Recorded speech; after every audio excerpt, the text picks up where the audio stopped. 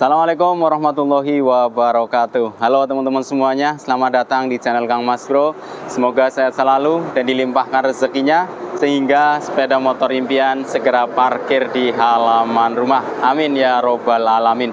Nah, di kesempatan kali ini saya akan perlihatkan kembali untuk Vario 125 tipe CBS ISS, satu-satunya pilihan di tipe CBS ISS yang mana warnanya menggunakan warna hitam doff. Dan untuk peminatnya ini lumayan tinggi sekali, serta untuk Vario 125 itu sendiri merupakan satu-satunya Matic Honda yang ber-cc 125. Yang lainnya itu di kelas 110, kemudian di atasnya di kelas 160. Nah, ini dia unitnya Kang untuk Vario 125 tipe CBS ISS warna hitam. Nah, ini salah satu yang peminatnya lumayan tinggi. Dan kenapa lumayan tinggi? Coba deh teman-teman yang suka dari Vario 125 ini kira-kira dari segi mana? Nah, kalau saya pribadi untuk Vario 125 ini yang saya suka yaitu dari fiturnya Kang. Yang pertama itu dari segi fitur-fiturnya itu sudah lumayan unggul sih, bisa saya katakan. Ya, tidak jauh beda lah dengan di kelas 160-nya seperti Vario 160 atau PCX 160. Ini kita bicara fitur itu nggak beda-beda jauh lah. Yang pertama dari segi keyless ini, ya keamanannya itu sudah tinggi Kang. Kalau ada beberapa orang yang masih meragukan keyless, ya mungkin karena belum sering menggunakan keyless itu sendiri. Tapi menurut saya, walaupun punya saya Vario 125 belum pakai keyless, dengan yang punya saya Scoopy pakai keyless, itu secara pemakaian dulu nih. Secara pemakaian itu lebih simple, lebih mudah, dan juga secara keamanan lebih tinggi dibandingkan dengan kontak-kontak biasa Kang. Jadi untuk remote-nya tinggal kita kantongin saja, tidak perlu kita masukin colak-colok ya, tinggal nanti ketika di sepeda motor kita tekan knobnya seperti ini, kita putar sudah beres. Jadi kita itu nggak perlu ngeluarin remote atau kontaknya. Beda kalau yang kontak-kontak biasa kan dicolak-colok seperti itu. Itu menurut saya lumayan simple. Dan memang ada sih yang masih khawatir kalau pakai keyless itu kerusakannya seperti itu ya. Kalau menurut saya sendiri, alhamdulillah sekarang nggak khawatir lagi ya, karena yang pertama dapat remote-nya itu 2 Kang. Jadi nggak cuma dapat remote 1, kemudian ada ID tag yang nantinya ketika rusak itu bisa bikin remote baru lagi. Kalau misalkan rusak ya memang dibandingkan dengan kontak-kontak biasa ini secara penggantian remote-nya itu lebih mahal, tapi dengan keamanannya menurut saya itu akan sangat sebanding dibandingkan dengan kontak-kontak biasa. Itu dari segi keyless atau kontaknya sudah aman dibandingkan dengan yang tipe-tipe belum pakai keyless. Kemudian fitur lainnya kalau menurut saya ISS itu sendiri di sini ya sudah ada ISS-nya, tapi saya pribadi jarang menggunakan ISS ini Kang, karena area kami memang bukan area kemacetan, kemudian jarang berhenti juga. Jadi kalau saya pribadi jarang dipakai sih kalau fitur ISS ini. Kalau fitur lainnya di sini lampu jauh dekat, klakson sen seperti biasa. Dan kalau kita lihat di bagian panel meternya, karena ini sudah tidak ada engkolan atau selahannya, itu teman-teman kalau pengen mengetahui kesehatan akinya tuh ada di sini nih, ada untuk voltase aki ya. Kalau voltasenya masih 12 volt ini masih bagus Kang, tapi kalau sudah 11 ke bawah artinya 10 ini sudah kurang bagus. Nah, penurunan ini bisa terjadi karena pemakaian yang sudah lama atau karena kesalahan. Kesalahannya itu yang dimaksud adalah nyampe rumah seperti ini nih. Nah, kontak on seperti ini berjam-jam, dibiarkan setengah jam atau 1 jam, ini nanti akan berkurang Kang.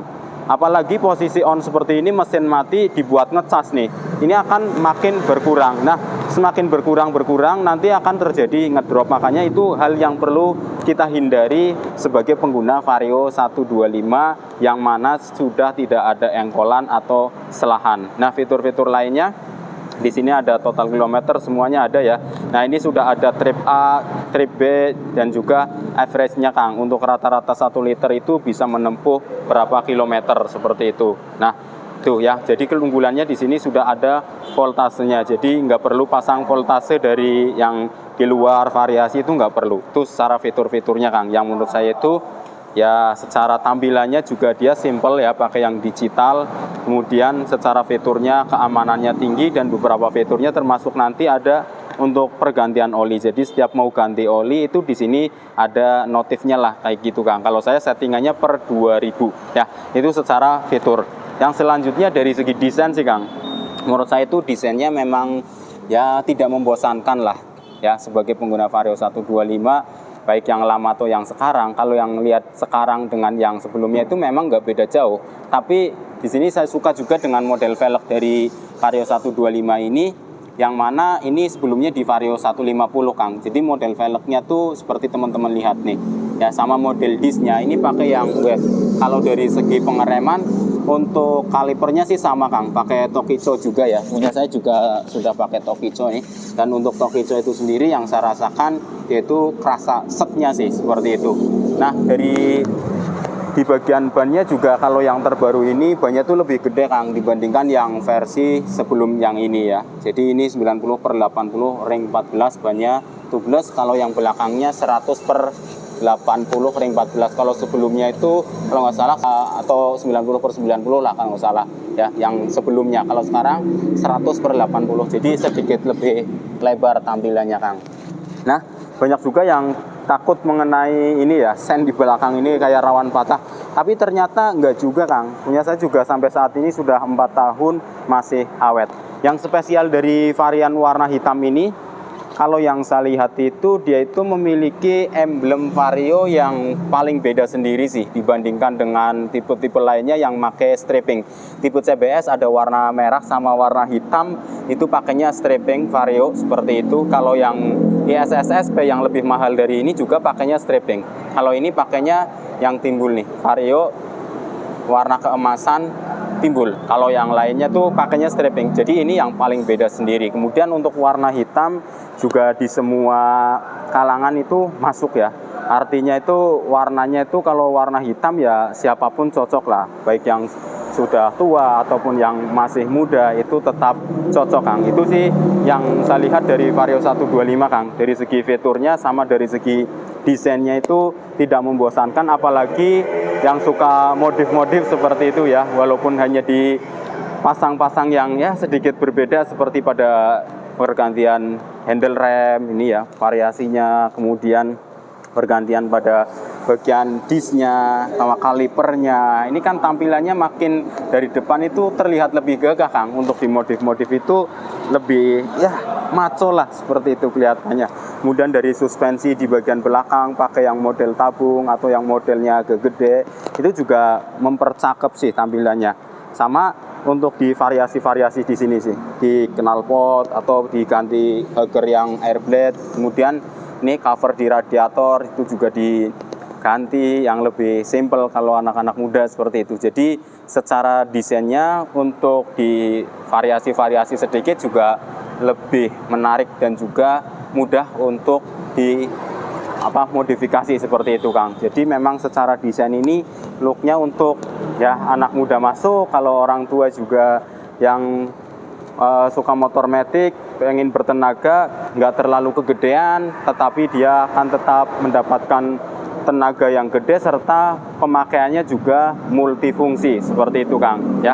Jadi kalau teman-teman untuk Vario 125 itu kira-kira dari segi mana sih teman-teman suka untuk Vario 125 itu sendiri ya?